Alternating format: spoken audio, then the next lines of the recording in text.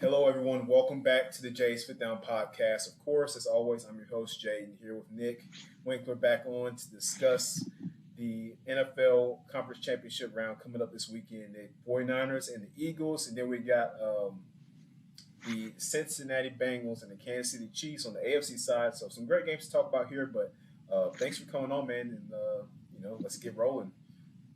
Yeah, my pleasure. I'm excited, man. It's two great games. I think it's the four best teams left in the playoffs. All right, just four best teams during the regular season. So it's a good thing that they're going to match up here. Should be two great games come Sunday. Yeah, most definitely. So first game up on tap at 3 is the Niners and the Eagles. Of course, two of the best, actually the top two teams in the NFC, 1 and 2 seed. So it's going to be a great game, but I mean, I want to know what your keys are, what your guys got to do to get that win there up in Philly and the link. It's tough, it's loud. So what do the 49ers need to do to get this win and move on to the Super Bowl? Yeah, I mean, obviously, first and foremost is limit turnovers. I think every team's going to say that going into a big game like this is that's kind of their main goal, right? Well, I think one area the 49ers offense can attack this Philadelphia defense is by running the football. They have shown some weakness in that area. And you don't want to let Brock Purdy stand back there and let this team that led the NFL in sacks just go after your rookie quarterback. So Kyle Shanahan's going to be smart. McCaffrey's back at practice today. Elijah Mitchell still held out with that groin injury, so that worries me a little bit. But, when you have Christian McCaffrey, you're going to ride him as much as you can in an important game like this. And you find ways to get the ball into Debo's hands and of course, George Kittle as well. And then that just, if those guys are covered, then you still got Brandon Ayuk. So the 49ers offense is good to go. I think Kyle's going to have a great plan for that. And the real strong point of this 49ers team is their defense, right? I mean, number one in the NFL, and they're going to have a tough task trying to stop Jalen Hurts because he's been the MVP most likely, for the regular season. So, you just hope that Fred Warner is kind of spying Jalen Hurts all day because he's shown that he's the best middle linebacker in football. And if they do drop back to pass, you hope that Nick Bosa can go and get it.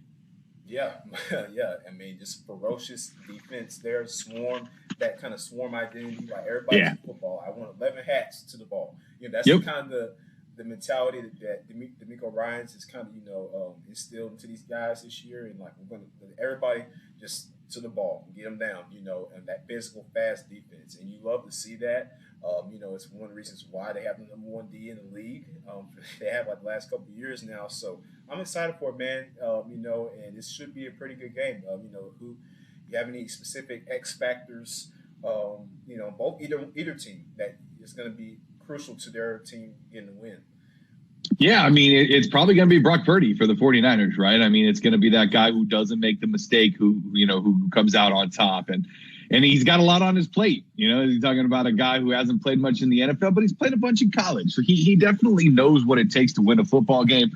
He's got Trent Williams protecting his blind side so he can kind of relax a little bit when it comes to that. But there's going to be a lot on his plate, and Kyle Shanahan's going to ask a lot of him. And hopefully he can continue to play at the level that he's played at because it's been exceptional. He's made the 49ers seriously contemplate making him the quarterback of their future, right? And giving up on Trey Lance, not necessarily giving up, but kind of putting him on the back burners and just saying goodbye to Jimmy Garoppolo and things like that. So it's been impressive what he's done. And for 49er fans, you want to see it continue. And again, on the defensive side of the ball, I think Fred Warner is that guy. I think he's going to have a big task of kind of keeping an eye on Jalen Hurts all day. If not him, Dre Greenlaw. One of those two middle linebackers is going to be looking out for Jalen Hurts on every single play. And so it's up to them to kind of keep him contained, because if they can contain him and take away that run pass option, the Philly's going to have themselves a really tough day. Yeah, I think they will. Right? And Philadelphia is one of those teams, where they're talented. Obviously, Jalen Hurts back there who can run and pass, one of the better mobile QBs in the league. And then Miles Sanders is a good back, out the backfield. And they got Kendrick Gainwell as well. So some guys back there that can run the football. But again, you're going to be against the number 1 rushing defense in the league, again, the 49ers. So I think, like you said, man, Brock Purdy, I mean, just go out there, do what you've been doing. Don't change anything. Defensively, you said Fred Warner and Dre Greenlaw, those two guys in the middle there. And I think on the back end, obviously Travarius Ward and Lenore two guys are gonna have their hands full. With AJ Brown and Devontae Smith and Quez Watkins. So. Yeah, I mean, you're talking about a secondary that, to me, was kind of the weak point coming into the playoffs, right? Diamond Lenore he's just kind of the guy that everybody picked on because Ward's kind of turned into sort of a shutdown corner over on the other side. So whoever's on Lenore, they've been passing at. Well, he's come through with interceptions, in both games so far. So he's been huge so far for the 49ers here in the postseason. And we're not even mentioning Hufanga, who's an all-pro at the safety position. And Gibson, who's been playing out of his mind as well, who's just been all over the field. And what a pickup he was for the 49ers. They got him for next to nothing. So this secondary has been solid. We mentioned the middle linebackers, and then, of course, you got Nick Bosa and Eric Armstead, who is kind of gone under the radar for much of the season. Yeah, he was hurt early on, and when he's come back, he hasn't put up the sack numbers, but what he has done and what Nick Bosa has given him a lot of credit for is he's the quarterback of that defensive line. He's telling guys where to go. He's calling out which gaps are going to be open and who's stunting and this and that, and he's taking up a lot of two-man blocks, which is freeing up Bosa, and that's huge what Eric Armstead's done for this team so far this season. And hopefully he's rewarded with a sack or two this weekend, or at least he clears up some room for some of the other guys to go and get hurts. Yeah, definitely. And, that's going to be a good matchup right there. I mean, you have Lane Johnson at the right tackle, very good tackle against Nick Bosa on the edge. So that's going to be a good matchup to watch for. And that whole 49ers defense, man, like I said, that swarm mentality, right? Just getting to the football. I love it. Love what DeMeco Ryans has done. And speaking of him, man, officially today, he was just named as pretty much the top candidate for that Texans head coaching job. And you did mention the Texans last time we were talking. So what do you think about that, man? Yeah, I mean, it's not the best head coaching spot, right? I mean, they don't have a whole lot of talent there. They've got some good young talent, and they've got draft picks. And so you can understand why a guy like DeMeco Ryans would want to take a job like that. It's like, hey, they're going to give me a lot of control. I can go here and just, the expectations are going to be set really low, right? It's not like you're Nathaniel Hackett and you're heading into Denver and you're like, we just need a quarterback to win.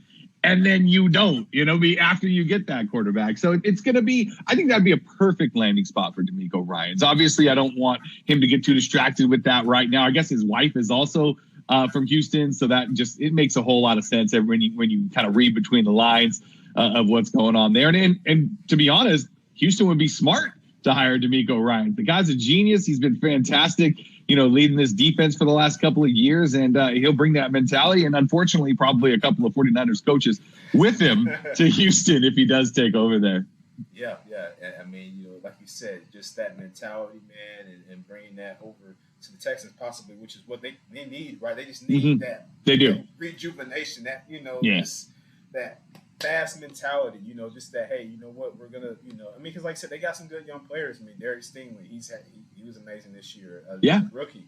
So they got some talent on that defense, and offensively, of course, you need a quarterback. So that's the big question for them going into the offseason. But in other coaching news, Frank Reich hired as the head coach in Carolina, man. So, I don't know, man. I think it's interesting. It's an interesting move. Yeah, I feel like, they probably should have just kept rolling. I forget the guy's name in Carolina who took over, but he led them to 6-6 as an interim coach, and it was a garbage franchise. They were 1-4 when he took over. I'm sure they gave him an interview and they're like, hey, yeah, all right, we're going to move on. But that being said, I also think Frank Reich kind of got a raw deal in Indianapolis too. The early firing there for him.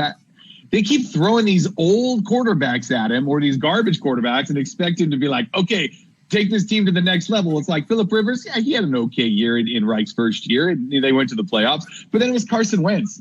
We've all seen Carson Wentz. He's had, like 10 good games in one season. That's about it when it comes to Carson Wentz. And then, and then last year with Matt Ryan's, like, that was clearly he was done, right? I mean, he was. You saw him for the last couple of years in Atlanta. I'm sure you kind of saw the steep kind of downgrade that he was on, the downward trajectory. When you go out and you get a guy like that, and you see that downward trajectory, how's that Frank Reich's fault, right? That's the general manager's fault for bringing that guy in. But I don't know. So I can understand why they would a team would give Frank Reich a second chance as a head coach. But I don't know. I just feel like it's so early in the process to hire a guy. I guess you freak out and you think, oh, maybe somebody else is going to get him. But it's like, I don't know. If I'm Carolina, I'm going after D'Amico Ryans. Maybe D'Amico Ryans has no interest, and maybe that's it. Maybe they're just like, they met with him, and he was basically like, cool, thanks for the interview, guys. I'm out. Like, I don't want to be here for this rebuild. I'll go help rebuild somewhere else. I mean, that Houston job looks good, too. I mean, you got the number 2 overall pick, right? That could be a cornerstone piece. I mean, the 49ers got Nick Bosa at number 2, right? So there's a lot of good talent out there this year in the draft, too. So I like that spot, Carolina. I don't really like that spot, if you're taking over a head coaching job. So best of luck to Frank Reich, I guess. Yeah, really. Best of luck to him there. Even still the quarterback position, like what are they going to do there? I mean, it's so many question marks. He's once again having to find a quarterback. Yeah. So I guess Sam Darnold's not the answer. Yeah, no, not at all. I mean, going QBs, you got really your Darnold and PJ Walker. Well, let me ask you a question real quick. You're an Atlanta guy. So, I mean, what do you think Atlanta's going to do in the offseason when it comes to quarterback? There's a lot of big names that are going to be out there that might be available. You think they kind of go after a veteran to come in and help lead some of these young guys? Because they got a lot of good young talent on offense. Or do you think they build around Ritter? Do you think that they draft another quarterback? Like, what do you think they're going to do? Well, seeing where they stand, I don't think they're going to draft a quarterback at this point. Seeing where they are in the draft, I don't think a quarterback in the draft is possible. Well, it could be. Desmond Ritter was like a 4th round pick. So, yeah. But I honestly, I think they're going to lean with him moving forward. I mean, and now if a guy like Lamar becomes available, I mean, yeah, he would run that offense really well. I truly believe that. So I don't know, man. It's real early. I have no idea what the Falcons are playing. It's early. It's early. You're right. We haven't even the football season's still going on. We're already talking about draft and free agency and everything. But I mean, I think the Falcons are close. I really do believe that they're close to taking that next step. Once that a lot of dead money is going to come off, the books this year, so that can free up some space for them to make some moves. Could be, yeah. I think that should be really focused on the defense, try to get some interior help with Grady Jarrett because, he's a one-man show pretty much on that defensive line. Right, got to get some help. You see with the 49ers, man, they got they just got a whole rotation of guys that just come in and rush the passer, and they do a great job at it. So hopefully we can get to that point too. Build from that inside out. That's the key. Mm-hmm. That's it. When you're able to rush the passer, it's good things happen. So. You can cover up a lot in your secondary if you're sacking the quarterback quickly, right? Yes. Yeah. Yes, you can. And it's even better when you have a good secondary and a good pass rush. Right. So, then you hop up into the top 10, top 5 in defense. Yes, you do. So that wins championships. It sure does, man. Or at least takes you to championship games. Right. So moving on to the AFC side, man. Again, Bengals and the Chiefs, second year in a row, Joe Burrow has not lost to Patrick Mahomes. 3-0 against him. I mean, something's got to give, man. What do you think is the keys to this game for each team to get a win? Yeah, I think it's gonna, obviously it's gonna be the mistakes. I think because both of these teams have great offenses that can score a lot of points. So I think it might come down to who makes the fewest mistakes here. I mean, Joe Burrow's been amazing so far in the NFL. And then you look across the field and it's like, wait, Patrick Mahomes has also been amazing and has won a Super Bowl, but he's also going, let's be honest, how quickly can he heal from a high ankle sprain? How bad is that ankle hurt? Will he have any sort of mobility in this game? Because that is a huge part of his game, is the ability to get out of the pocket, make stuff happen. Yeah. And kind of improvise with Kelsey. You see it all the time where he's like, go over there. And then, and then Kelsey, and then 50 yards later, they're moving the chains. And yeah, I mean, it's going to be interesting. I really, if I had to pick, one of these teams to get the win, I'm going to go Bengals because, I think they're a little bit healthier. And I'm just so impressed with what Burrow's doing right now. Yeah, I am too. I mean, it's just amazing what he's done. I mean, the dude won a national championship in college and he comes to the league and, his second year they go to the Super Bowl, man. I mean, it's wild. And now they're back in the AFC Championship game, So even then, playing against Buffalo last week, and you saw, man, how they were able – I think a lot of people were surprised that they were able to easily pretty much go into Buffalo and just kind of just produce on offense like that, It looked too easy to start that game. When you see they score and then they score, and it's like, wow, it's 14-0 in the blink of an eye. Like, that's crazy. I think Buffalo went 3 and out in between, and it's just like, oh, good luck coming back in the snow like this. And, Josh Allen's a great quarterback, but that's asking a lot, when your defense just can't stop the opposing offense. Yeah, and after that game, I don't know if you saw this, man, but Stephon Diggs, he was like the first one out the locker room. They said, one of the players had to go get him back, bring him back. And you can see, obviously, he was just very, very upset, like it's just sure. And I get that. I understand the passion, right? And you want to win. That's why you play the game. That's why you're there. That's what you live for. That being said, it's a team game, right? You win together, you lose together, right? You don't run off and go and hang out in a corner by yourself, when your team just lost. It's like, pick each other up. You got another season. You're still under contract with these guys. You've battled with these guys all year long, and you lose, and you're just going to run out on them. Not a big fan of that. And you hear his quote too. He says, "What, these guys want me to be okay with losing? Like, I'm not into that." And I understand that. I wouldn't be okay with losing either, but you're there with 51 other guys, 52 other guys. Like, you gotta be there and listen, I just don't like the runaway thing afterwards. Like, yeah, you want to go home and wallow in your defeat. You could do that, but first you gotta, you owe it to those guys to head into the locker room, talk to the coach, talk to the rest of the guys, and kind of wrap things up. Yeah. I mean, like you say, it's kind of like you understand where he's coming from. Obviously, Stephon sure. Diggs is a guy who he's extremely passionate. He loves to win, and he's a very talented player. We all know that, But at the same time, like you said, it's a team game, and you have to be able to, you got to be there with your guys. You have to. It's something that nobody likes. No, how you think the rest of them feel? They don't right. like to lose either. Nobody ever wants to lose at a game ever. That's not why we play games, right? We play games to win. And yeah, it's not as bad as Antonio Brown taking his jersey off and rocking off, in the middle of a game. That being said, it's not good to just bounce out super quick after a game. Like, I don't know. I'm not a fan of that move. I've been a huge fan of Stephon Diggs ever since he's been in the NFL. And, this is one time when I think he let his emotions get the best of him. And I don't think it defines him as a man or as a player. I just think this is a bad look. That's all. Yeah, bad look on him. So the Bills go out once again. It's unfortunate, but they just, I don't know. Yeah. You got to figure it out. Even Sean McDermott's after the game, everybody's, is going to be evaluated, held accountable, even myself included, Josh included. We have to look in the mirror and say, what's up? What's going on? So, but I got the Bengals in this game, man. I actually picked the Bengals and the 49ers in the Super Bowl. So me too. Yeah. At the beginning of the postseason. Yeah. I'm standing on that. I'm not going to change it. Those are my picks. I just don't think, like you said, Patrick Mahomes on that ankle. Yeah. I mean, he looks in the videos they showed. He looks like, he looks good. I mean, he's moving sure. out there, but you don't know how he really feels. So I don't know where that's going to come into play. And that's a story to keep an eye on as we move closer to the game. Right. We're going to limit him trying to move out the pocket a lot, and I'm sure there's not going to be a lot of that. Still just want to be safe with him. So it's going to be. I've never had a high ankle sprain, right? But as I understand it, it's very easy to move forward and backwards. Like right. That's not the issue. It's the lateral movement on that high ankle sprain because you're putting the tension on the side of the ankle, right?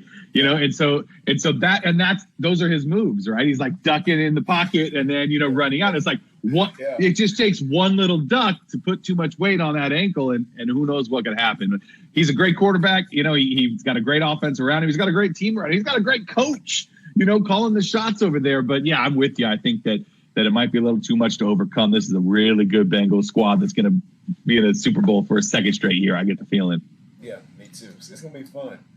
It's definitely going to be fun. Now, switching gears, man, of course, there's been rumblings about Aaron Rodgers lately. As there has been, it seems like almost every offseason. It's kind of his thing, yeah.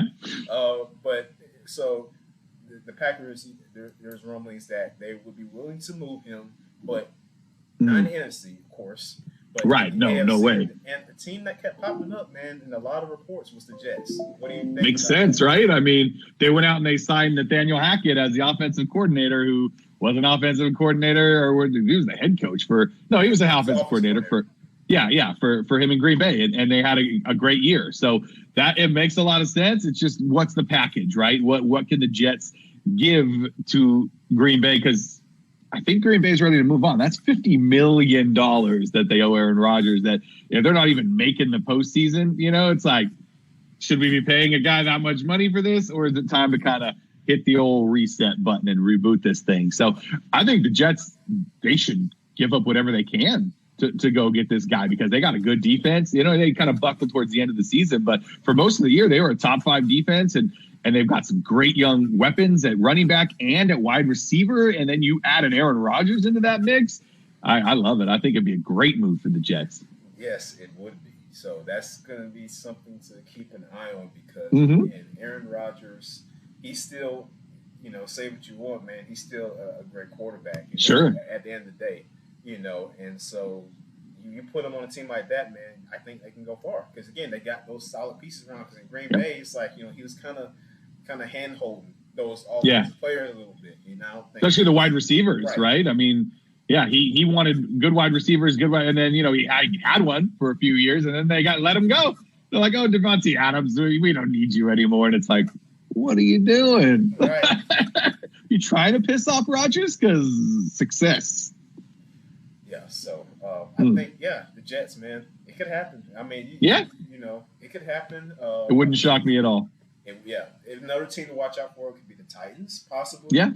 They're in a quarterback play right now, because I don't think Tannehill, I don't think he's going to be the starter next year. And even Las Vegas, I mean, people kept talking about Brady coming there, possibly. We don't know, but it's just some quarterback movement, man. Every year it's just like it's crazy, man. Jay, I'd be really surprised if Aaron Rodgers is on the Green Bay Packers next season. I will be very surprised. I think that you just can kind of tell right at the end of the year where they wanted his jersey, and he's just like, I'm going to keep this one. It's like, why are you going to keep one? It's a loss, and it kept you out of the playoffs. Maybe your last game there? That's the only thing that really makes sense. It could be. It very well could be, man. So I'm looking forward to of course, these games in the off season. It's going to be great. But yeah, man. I mean, so last little segment here.